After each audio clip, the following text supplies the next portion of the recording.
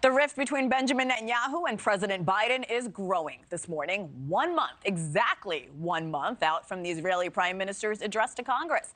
Netanyahu telling his cabinet he's seen, quote, a dramatic drop in weapons deliveries from the United States, suggesting Israel could broaden its fighting in the Middle East, going after Hezbollah in Lebanon after the war in Gaza is over.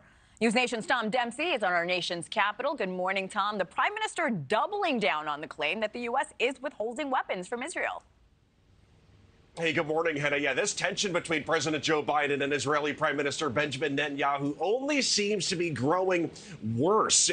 Just over the weekend, Netanyahu telling his cabinet that he's seen a, quote, dramatic drop in the number of weapons that the United States has provided Israel during its ongoing war with Gaza. Keep in mind, this comes just days after we were here last week talking about Netanyahu's claims about the United States allegedly withholding aid from Israel. So again, these types of comments really not sitting well with President Joe Biden's team. In fact, the press secretary just last week saying that she was very confused about why Netanyahu would say all this. When contacted by NewsNation on Sunday, the president's team saying that it would not keep responding to these statements from Netanyahu. But again, these recent comments likely not very sitting well with President Joe Biden's team, Anna. And Tom, the timing is very interesting because all of this comes as Israel's defense minister is in Washington for a key meeting with our lawmakers. What do we know about that?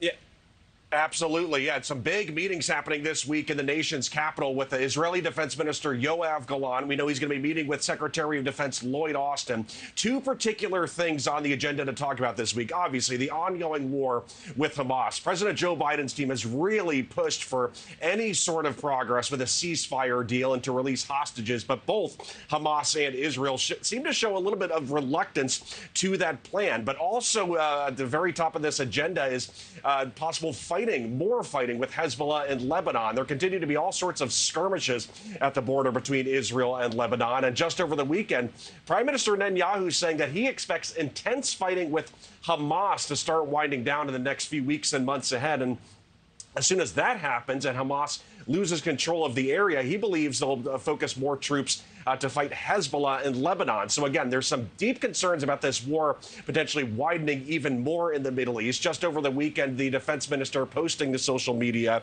calling these meetings crucial between the two sides and saying, quote, the United States is our main ally and the deep ties between the countries are more important than ever. So these meetings happening this week in Washington, D.C. And like I said, the ongoing conflicts with Hamas and Hezbollah expected to be at the top of the agenda, Hannah. A busy week. I know you'll stay on top of it. Thank you in Washington, D.C. Thanks for watching, everybody. Go to joinnn.com to find NewsNation on your television provider. Also, don't forget to click that red subscribe button below to get more of NewsNation's fact-driven, unbiased coverage.